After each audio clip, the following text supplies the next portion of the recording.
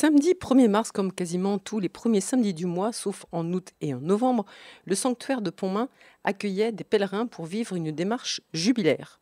Laudes, conférences, confessions, Eucharistie, Angélus, chemin de croix, prière du chapelet, adoration et complis, un programme complet nous était proposé pour une journée spirituelle sur le thème de l'espérance. Un bon groupe de bénévoles et amis de Radio Fidélité Mayenne s'est retrouvé pour vivre ensemble cette belle journée. Vous entendrez leur témoignage tout à l'heure, en deuxième partie. J'ai juste 2 précisions avant de se plonger dans cette ambiance. Les conférences données ce samedi 1er mars par le frère Jean-François Croiset du prieuré de la Cotellerie sur le thème de l'abandon seront prochainement diffusées sur Radio Fidélité Mayenne et également disponibles sur la chaîne YouTube de Radio Fidélité Mayenne à la rubrique conférences. Deuxième précision, cette émission Église en Mayenne sera également sur YouTube, enrichie d'autres témoignages que la contrainte horaire ne nous permet pas d'entendre aujourd'hui. Cela étant dit, je vous propose d'écouter tout de suite, pour commencer, le père Vincent Gruber, recteur du sanctuaire de Pontmain, nous rappeler le sens de la démarche spirituelle de l'année jubilaire. Père Vincent Gruber, ça tombait sous le sens que le sanctuaire de Pontmain offre cette possibilité aux paroissiens mayennais et bien plus largement d'ailleurs. Oui, bonjour, oui, tout à fait, parce que de fait, fêter le jubilé de l'espérance, ça tombait sous le sens. On est le grand sanctuaire, parmi d'autres quand même, mais du diocèse de Laval. Et ensuite, parce que c'est quand même notre mère de l'espérance ici. Donc, on ne pouvait pas tomber mieux avec cette thématique de pèlerin d'espérance. Et effectivement, le Monseigneur Mathieu Dupont, notre évêque de Laval, a donc choisi qu'en plus de la cathédrale, le sanctuaire Notre-Dame de Pontmain serait lieu jubilaire pour faire la démarche et recevoir l'indulgence plénière. À noter aussi que Monseigneur Dornelas de Rennes nous a demandé, à moi et à l'évêque, si ça pouvait être aussi un lieu jubilaire pour la région de Fougères. Et donc, bien sûr. Et oui, bien sûr, nous sommes donc aussi lieu jubilaire pour le diocèse de Rennes. Alors, il y a une petite précision qu'il n'est pas forcément inutile de faire, c'est qu'il n'y a pas de porte sainte à franchir ici, comme on le croit très souvent. On confond un peu parce qu'on a eu la chance de fêter les 150 ans là, en 2021, où chaque fois qu'il y a un jubilé, comme à Sainte-Anne-d'Auray en ce moment, par exemple, où ils fêtent leurs 400 ans, de fait, il y a une porte jubilaire quand un sanctuaire fête son jubilé. Mais là, c'est le jubilé universel du pèlerin d'espérance, et donc c'est uniquement à Rome qu'il y a les 4 portes des grandes basiliques majeures qui sont donc traversables, voilà. Mais c'est pas une question de porte. La porte permet de faire un parcours. Là, nous parlons de démarche, puisqu'il y a la démarche jubilaire. Alors justement, cette démarche jubilaire, comment elle peut s'articuler pour tous ceux qui viennent ici à Pontmain? Oui. Alors, on n'a pas besoin de passeport, on coche pas des cases, mais bon, il y a comme des chemins traversés qui sont des chemins un peu fondamentaux pour notre foi, qui est celui, bien sûr, de venir en pèlerinage, de faire cette démarche d'aller vers le Seigneur dans un lieu du pèlerinage. Donc, en venant à Pontmain, on y est là déjà. La deuxième chose, c'est de se préparer à l'Eucharistie. L'Eucharistie qui est quand même le sommet de notre foi et de l'Assemblée chrétienne. Donc, pour pouvoir vivre l'Eucharistie, on est invité au sacrement de la réconciliation et de la pénitence avant. On peut ensuite communier ensemble, voilà. Et donc, ensuite, les choses importantes, c'est prier pour l'Église et pour le pape. Alors, en ce moment, pour sa santé, bien sûr. Et puis, faire des œuvres de miséricorde ou de charité. Donc, faire des œuvres, c'est vivre de la fraternité, de la solidarité, des gestes d'aide et de soutien aux uns et aux autres. Parce que ce que tu as fait au plus petit d'entre le mien, c'est à moi que tu l'as fait. Donc voilà, donner le verre d'eau. Donc ça, c'est vraiment les œuvres importantes à faire pour rentrer. Alors automatiquement, on est dans cette démarche d'indulgence plénière et de jubilé. Et une indulgence plénière, ça rappelle le temps des indulgences passées que l'on pouvait acheter. Ça a une mauvaise connotation en fait. C'est vrai. Alors l'indulgence plénière, aujourd'hui, comment on le dirait? On dirait, voilà, que la miséricorde du Seigneur, elle ne se monnaie pas. Elle est entière, elle est complète. Dieu, il n'aime pas à moitié. Il aime complètement, de manière infinie. Alors, qu'est-ce que ça nous dit, l'indulgence plénière? La démarche d'indulgence. Eh bien, je vais donner un exemple. Quand je suis fâché avec mon voisin, je lui raye sa voiture exprès. Vous faites ça, vous? Non, mais on pourrait le faire. Hein. Voilà, on raye sa voiture et puis on s'en repent. Alors on va s'excuser auprès du voisin et le voisin, qui est gentil, dit « Ok, j'accepte ta demande d'excuse ». Mais entre-temps, la voiture est toujours rayée. Donc les conséquences de mon péché, elles sont toujours là. Donc la question, c'est comment on va faire pour réparer, aller chez le carrossier pour refaire. Ben, c'est ça. Nos péchés ont des conséquences. Et ils ont des conséquences. Alors ça peut être ultime. Si quelqu'un tue une autre personne, on ne peut pas la faire revenir. Mais on peut faire que Dieu fasse quelque chose pour la famille du criminel et la famille des victimes et les entours fassent quelque chose pour qu'ils puissent vivre, retrouver de l'espérance. Donc il y a des choses où on ne peut pas revenir en arrière, on ne peut pas tout réparer, on ne peut pas tout laver, essuyer, lessiver. Par contre, le Seigneur a ce pouvoir-là, c'est que même les conséquences et les traces de mon péché, même si je sais que je suis pardonné, il y a des choses qui restent, qui font du mal aux autres. Et donc, c'est ça qu'on demande. C'est ça qu'on on appelle le Seigneur et on reçoit ce cadeau du Seigneur, que même les rayures, les conséquences sont effacées. Et on peut recevoir cette indulgence pour nous, mais on peut la demander aussi pour d'autres. On peut faire cette démarche pour d'autres. Alors, pas vraiment. Non. Pas du tout même. C'est-à-dire que pour une raison simple, c'est que l'indulgence plénière, c'est une démarche de désir. Je ne peux pas avoir le désir à la place de l'autre. Il faut qu'il ait son propre désir de le faire.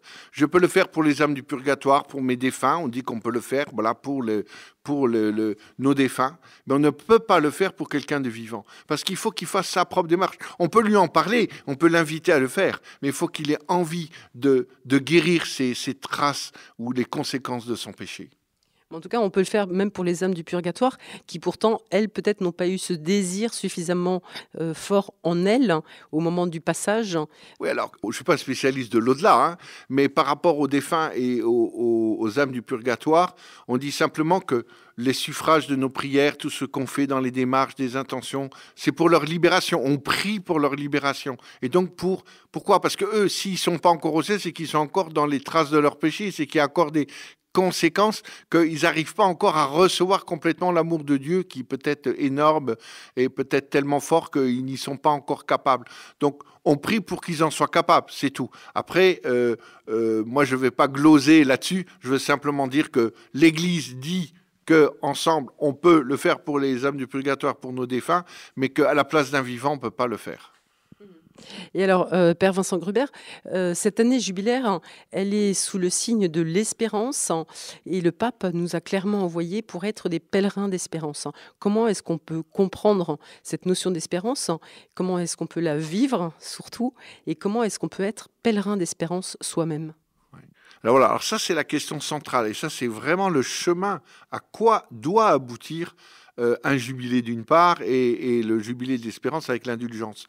Il doit aboutir au fait qu'on va passer du désespoir à l'espérance. Et c'est exactement ce qui va se passer pour les villageois de Pontmain à l'époque de l'apparition de Pontmain, parce que les gens étaient désespérés à cause de la canicule et du manque de nourriture de l'été d'avant, parce qu'il faisait très froid cet hiver et parce qu'avec la guerre franco-prussienne, ils voyaient les soldats blessés se rapatrier sur Fougères. Et ils n'avaient pas de nouvelles de leurs blessés, soldats, ils n'avaient aucune nouvelle de leurs 38 soldats qui vont rentrer des semaines après. Ils étaient dans un désespoir profond, au point même où on le sait bien qu'ils ont refusé de chanter Mère de l'Espérance 2 jours avant le dimanche.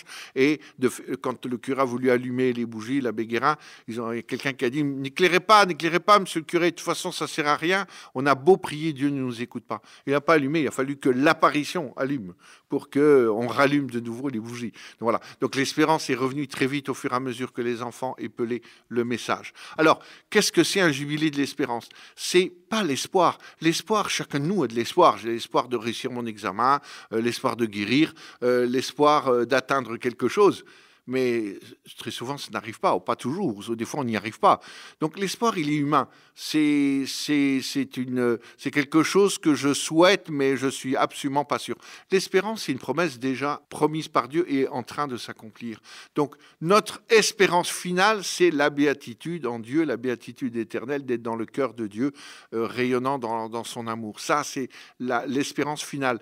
Mais cette espérance, elle se décline déjà dans le chemin de vie que nous avons à faire ici sur Terre, où nous sommes invités à simplement, non pas nous en méthode Coué dire « Ah, je retrouve l'espérance », mais à nous dire « Où est-ce que Dieu a mis de l'espérance dans ma propre vie ?» Et ça, c'est très important. C'est que nous ne devons pas nous regarder, nous, si nous réussissons ce que nous espérions, mais à regarder ce que le Seigneur qui nous a fait des promesses est en train de mettre en œuvre dans ma vie et dans notre vie d'église, dans notre vie collective, qu'elle soit familiale, professionnelle ou autre. C'est ça. Donc ça veut dire qu'il faut détourner le regard pour aller regarder ailleurs que sur soi, et voir que l'espérance, on va le trouver. Alors, je vous donne un exemple très simple. On a une personne qui vient ici, qui est animatrice aujourd'hui, qui a perdu une fille unique de 33 ans d'un cancer il y a exactement 2 ans, dans la nuit de Pâques. Et elle avait été priée à la colonne de la Vierge à Pontmain. Elle a supplié pour la guérison. La fille n'a pas été guérie, mais elle est morte très en paix, très préparée. Elle laisse 2 petits-enfants avec un mari. Cette femme était révoltée, cette maman, évidemment. Et puis, progressivement, elle a, avec l'aide d'autres, et de frères Chaplin, etc., et d'autres, elle a beaucoup parlé, beaucoup crié, beaucoup prié. Et à un moment donné, elle est revenue à la colonne de Marie à Pontmain, et elle a découvert qu'elle était en très grande symphonie, en très grande complicité avec Marie. Parce que Marie, c'est une maman qui a aussi perdu son fils unique. Donc, c'est une maman qui a perdu son fils et qui l'a vu torturé. Et en même temps, on voit bien le chemin de la Vierge Marie dans notre foi aujourd'hui et dans la résurrection du Seigneur. Donc du coup, ça n'a pas enlevé la cicatrice, la souffrance du deuil. Ça a enlevé, en tout cas, ça a donné une volonté de revivre dans l'espérance, comme avec Marie, d'aller voir Marie. Et cette personne vient régulièrement animer les dimanches après-midi et le soir et fait 200 kilomètres pour le faire, parce qu'elle a retrouvé de l'espérance de vie, pour aider aujourd'hui ses petits-enfants, pour redonner de la force à ceux qui sont autour d'elle, et elle-même pour découvrir que le Seigneur continue d'aimer et que Audrey, sa fille, fait son chemin dans le ciel pour elle. Elle lui avait promis avant de mourir. Est-ce que c'est ça, finalement, cette espérance, c'est être sûr de cet amour? Voilà, c'est la confiance absolue que le Seigneur, absolument, fait ce qu'il dit, répond à sa promesse et balise notre chemin, quel que soit ce qui se passe. Alors, on a écouté tout à l'heure Saint François de Sales, sur ce que dit Saint François de Sales. Alors, on peut dire tout vient de Dieu, ce que disait Job avant, etc. Alors moi, j'ai une autre manière de dire. Je dis ici, parce que souvent les pèlerins disent, mais Dieu ne m'exauce pas, j'ai demandé un truc et ça ne s'est pas passé. Mais je dis, oui, mais qu'est-ce que tu demandes ?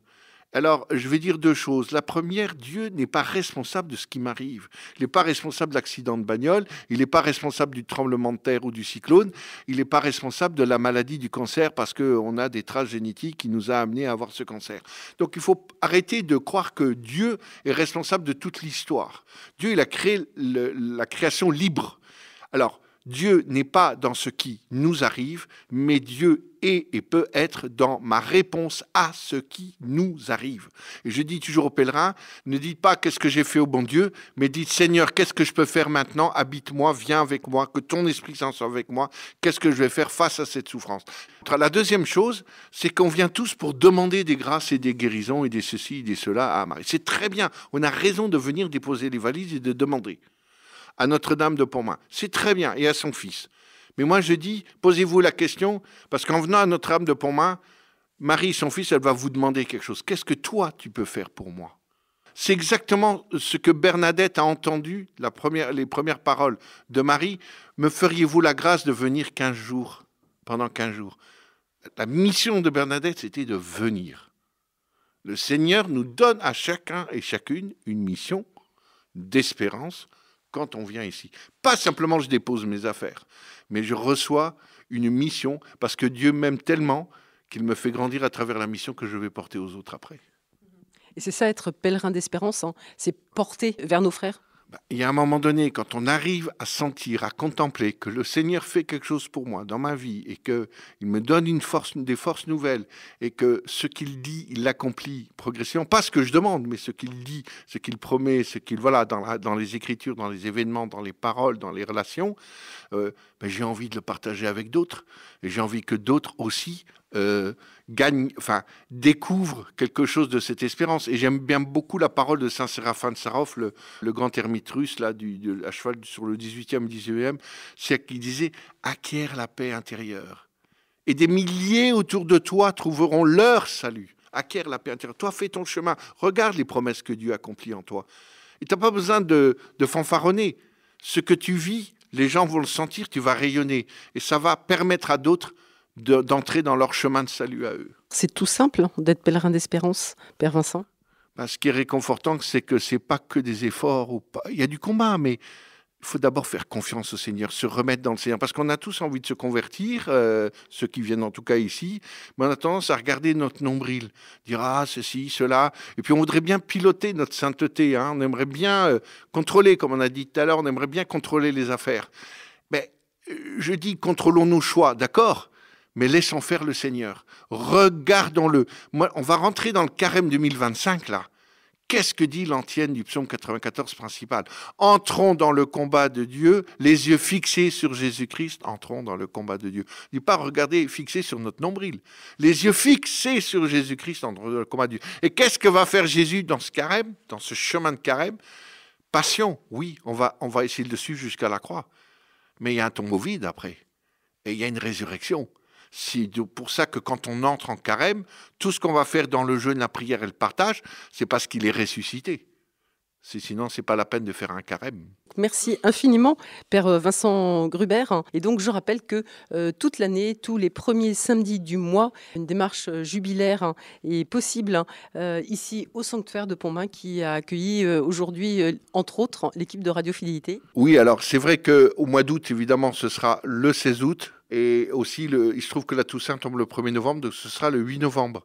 Mais je voudrais dire que les paroisses du diocèse de Laval et toutes les paroisses qui nous écoutent ou des gens qui nous écoutent dans d'autres diocèses, de toute façon, c'est important de se dire qu'on peut venir tous en paroisse, en doyenné, en groupe spirituel ou de spiritualité et venir faire sa démarche en groupe. C'est ouvert toute l'année.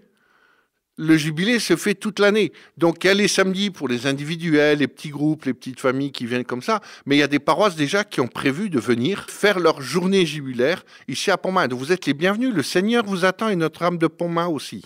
Et puis, ça a du sens de le faire en collectivité. Oui. Alors, il faut savoir que, voilà, c'est important. D'abord, on vient en groupe. Souvent, on dépose ses propres valises personnelles et ses petits problèmes. Et en général, on revient avec une joie partagée ensemble en église. Et là, ça devient beaucoup plus facile d'être pèlerin d'espérance. Absolument, parce qu'on le fait ensemble. Ainsi que le suggérait le père Vincent Gruber, le recteur du sanctuaire, votre radio vous a invité à venir vivre ensemble cette journée. Voici quelques témoignages. Brigitte et Yvonne, vous êtes à Pontmain aujourd'hui. Vous êtes originaire de la Mayenne De Mayenne même. Et vous êtes venus aujourd'hui parce que... Dans le cadre de la journée jubilaire organisée par Radio Fidélité. Et puis, je connais bien frère Jean-François. Et je voulais entendre ses conférences sur le thème de l'abandon, de l'espérance, pour suivre le chemin de Marie. Et quand on vous parle de pèlerin d'espérance, qu'est-ce que cela vous inspire ? Suivre la Vierge Marie. Marie c'est un signe d'espérance. C'est un chemin d'espérance qui nous donne le désir du ciel. Marie-Thérèse, je crois que vous êtes fidèle à Pontmain ? Oui, très fidèle, oui, depuis toute petite avec mes parents et je poursuis maintenant. C'est un lieu de prière, de mémoration, enfin c'est pas rien, la Sainte Vierge est venue quand même. Ça nous émeut toujours. Donc voilà, nous aimons beaucoup. La proposition de démarche jubilaire, qu'est-ce que ça vous inspire ? Des grâces pour nous, pour le monde, pour la paix. Nous avons confiance en Notre-Dame, tout simplement. Voilà. Je suis émue. Le pape nous demande cette année d'être pèlerin d'espérance. Ah ben oui, on ne peut pas perdre que le Seigneur sera vainqueur. Si on est croyant, c'est qu'on a l'espérance et qu'on sait aimer de Dieu et qu'on est là juste pour l'aimer et se donner, s'abandonner à lui, comme c'était la journée d'aujourd'hui. On ne sera jamais déçu. Jamais. Mais ça n'empêche pas la souffrance. Ça n'empêche pas la souffrance, effectivement, qu'il faut le lui offrir. Notre souffrance offerte, elle nous purifie déjà nous. Et elle amène d'autres personnes à son écoute. Comment est-ce que vous vous imaginez, vous, en pèlerine d'espérance ? Proposer l'espérance, c'est dire aux hommes que Dieu les aime. Il ne demande rien d'autre qu'on accueille son amour. Merci beaucoup, Marie-Thérèse. Vous êtes venue aujourd'hui pour participer à cette journée jubilaire. C'est important pour vous? Vous voulez devenir un peu témoin d'espérance? Ah oui, tout à fait. Et moi, je pense que le monde d'aujourd'hui, enfin la société d'aujourd'hui, en a plus que jamais besoin. Et je dirais même dans le cadre, tout simplement dans le cadre de notre famille, de nos familles qui sont parfois éloignées de l'Église, nous devons vraiment être plus que jamais des témoins d'espérance. Et ce lieu, le lieu de Pontmain, offre un ressourcement extraordinaire à ce niveau-là. Donc vous êtes contente de cette journée? Oui, très depuis contente. ce matin. Très contente, oui, oui. Alors c'est d'une très grande richesse, oui. La conférence du frère Jean-François de la Cotellerie en particulier sur l'abandon. Donc c'est important pour vous de faire cette journée un petit peu sous le manteau de Marie. Pour la messe ce matin, Oui. Là il va y avoir le chemin de croix, et puis l'adoration, et puis peut-être la confession. C'est tout un chemin c'est un parcours de foi. Oui, oui, oui, oui. Alors je pense que voilà, je vais essayer de faire le maximum. Je vous remercie beaucoup, bonne journée. Merci beaucoup, vous aussi. Bonjour, vous êtes venu aujourd'hui à Pontmain pour Oui. une journée jubilaire. Oui, Voilà, quel était un petit peu le but de votre venue, votre démarche? C'est pourquoi vous êtes venu, en fin de compte, vous? Pourquoi vous venez à Pontmain? tout pour dire que je viens pour faire partie d'une démarche collective. Et puis à titre personnel parce que bon voilà, j'ai des origines familiales à Pontmain et donc ça me tentait de revenir à Pontmain. Voilà. Et c'est important pour vous, peut-être, être un peu pèlerin d'espérance dans le monde où on vit aujourd'hui? Des personnes qui peuvent témoigner de leur foi? C'est important pour vous, ça? De témoigner de votre foi? Oui, c'est important bien évidemment, mais en fait je crois qu'on témoigne sans s'en rendre compte. Donc c'est une question que je ne me pose pas du tout. Ça se fait spontanément. C'est bien. On a des retours de personnes qui nous disent de temps en temps, bah tiens, vous avez fait ça, ça m'a marqué. Et moi, je me suis même pas rendu compte que j'avais fait ça, donc c'est presque involontaire. D'accord. Et cette journée, vous l'avez vécue comment? Ou vous la vivez Je sais pas, comment? on vient d'arriver, donc. Eh bien, que Marie vous accueille. Bonne fin de journée. Merci. De rien, merci. Au revoir. Bonjour, la journée de Pontmain se finit. Nous venons de finir à la grange, donc avec les vêpres. Et puis je suis en compagnie d'une personne qui a passé la journée avec nous, avec Marie. Donc comment avez-vous vécu cette journée? C'était une journée formidable, vraiment très enrichissante. On a eu vraiment beaucoup de grâces, je pense, qui sont intervenues aujourd'hui. Et puis, vraiment, Marie était là, quoi. On l'a vraiment senti et vraiment, ça a été très fort. Est-ce que le mot témoin d'espérance vous parle pour une journée jubilaire avec Marie? Oui, à Pontmain, Pontmain, ça peut être que l'espérance. Marie est venue ici, est apparue et ce sera toujours l'espérance ici. Ce sont des journées, effectivement, où on se ressource. Oui, on se ressource beaucoup ici à Pontmain. Et j'invite d'ailleurs tous les auditeurs de Radio Fidélité à venir à Pontmain. Vraiment, c'est formidable, Pontmain. Merci pour votre témoignage. Merci à vous. Bonjour Monique. Vous venez de passer une journée ici avec les auditeurs aussi et puis les bénévoles de Radio Fidélité pour une journée jubilaire. Comment s'est passée cette journée pour vous? Très belle journée sous le soleil que la Sainte Vierge avait commandé. C'était vraiment très beau. On a eu de très belles conférences sur l'abandon et la confiance. Et donc une journée très fraternelle avec des gens rencontrés. C'était vraiment chouette. Beaucoup de joie, beaucoup de partage, beaucoup de grâce. Tout à fait, beaucoup de grâce. Des beaux temps de prière avec beaucoup de monde. J'étais un peu surprise qu'il y ait autant de monde ce jour-là. Voilà. Et on a eu en plus des enfants à la messe, c'était magnifique. Tout à fait. Et ça correspondait en plus avec l'évangile du jour. Le petit clin d'œil du jour. Clin d'œil du jour. Si c'était à refaire? Ah oui, moi je crois que je vais revenir la prochaine fois. J'étais déjà venue en février, il faisait beaucoup plus froid. En février, c'était vraiment le temps de Pontmain. Et je pense que voilà, je reviendrai à d'autres samedis. Merci beaucoup pour votre témoignage et bonne fin de journée. Merci. Au revoir. Quelques petites réactions après cette très très belle journée de samedi à Pontmain. Ma foi, c'était très beau, très enrichissant et nous avons passé une très belle journée avec Marie. Merci Marie pour les grâces que tu nous as accordées, même celles qu'on n'a pas vues. Oui, merci vraiment pour Radio Fidélité pour cette belle journée. C'était vraiment une très bonne idée à refaire avec tous les bénévoles et puis aussi tous les auditeurs de Radio Fidélité. Une très belle journée, vraiment, sous le soleil de Pontmain. Magnifique. Merci à Radio Fidélité pour cette mémorable journée. Merci aux auditeurs de Radio Fidélité et à tout le monde. Merci, sous le beau soleil de cette journée. Oui, cette journée du 1er mars nous a permis vraiment de partager des choses dans la foi, dans la convivialité. Et c'était des moments vraiment très chauds, très, très agréables qu'il faut refaire vraiment parce que ça soude les liens. Ça permet aux gens aussi de se découvrir, de se rencontrer en dehors de Radio Fidélité, des locaux de Radio Fidélité. Et c'est magnifique. Merci Radio Fidélité. Voilà, donc Marie nous attend tous à Pontmain pour vivre une belle démarche jubilaire, que ce soit le premier samedi de chaque mois ou un autre jour en fonction des disponibilités de chacun. Je vous rappelle que sur YouTube, Fidélité Mayenne, vous trouverez cette émission que vous pourrez réécouter, enrichie donc d'autres témoignages, et puis également à la rubrique conférence, les interventions du frère Jean-François Croiset qui nous ont été données ce 1er mars.